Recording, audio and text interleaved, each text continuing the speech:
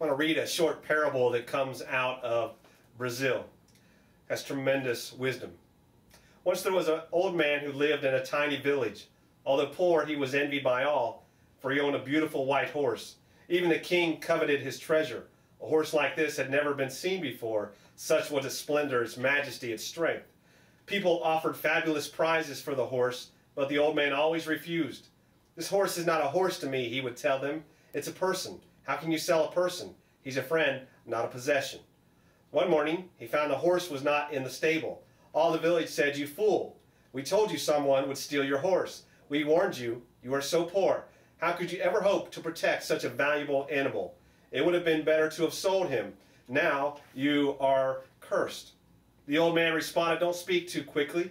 Say only that the horse is not in the stable. This is all we know. The rest is judgment. If I've been cursed or not, how can you know? How can you judge?" The people said, "Don't make us a fool. We may not be philosophers, but the simple fact your horse is gone, and that's a curse." The man said, "All I know is the stable is empty. The horse is gone. The rest I don't know."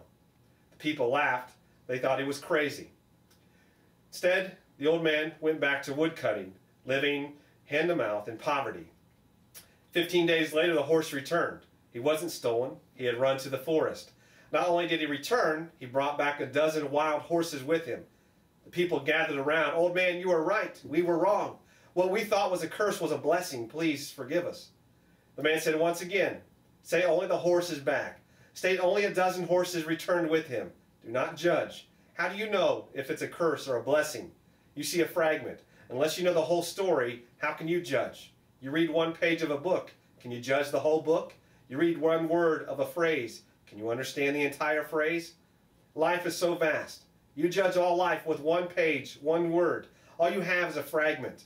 Don't say this is a blessing. No one knows. I'm content with what I know.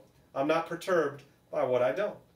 "Maybe he's right," they said to one another. So they said little, but deep down they knew he was wrong. They knew it was a blessing. 12 wild horses had come back with one horse. The old man had a son, an only son. The young man began to break in the wild horses. One day he fell from the horse, broke both legs. The people gathered again. "You were right. You were right. The dozen horses were not a blessing. They were a curse. You had a son. Now he's got broken legs. And now you have no one to help you. Now you're poorer than ever." The old man said, "You people are obsessed with judging. Say only my son has broke his legs. Who knows if it's a blessing or a curse? No one knows. Life comes in fragments." A few weeks later, the country engaged in war. All the young men of the village were required to join the army. Only the son of the old man was excluded because he was injured.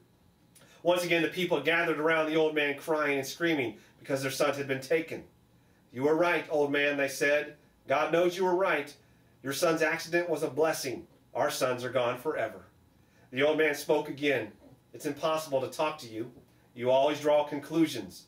No one knows. Say only this. Your sons had to go to war, and mine did not. No one knows. Is it a blessing or a curse? No one is wise enough to know. Only God knows."